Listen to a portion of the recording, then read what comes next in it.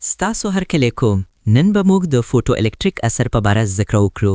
کله چې رڼا په یو فلزي سطح باندې لګي نو برېښنايي ذرې یا الکترون له هغې څخه خارجېږي. د حیرانونکي عمل ته فوټو الکتریک اثر وایي، کوم چې ثابتوي چې رڼا نه یوازې څپه ده بلکې د ذراتو په څیر هم چلند کوي.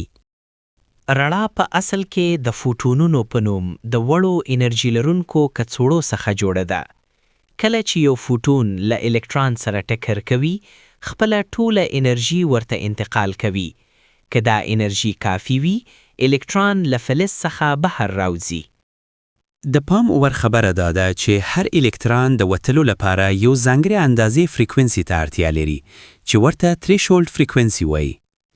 که د رڼا فریکوینسي له دې کمه وي نو که رڼا څومره تیزه هم وي، الکترون به بهر نه راشي.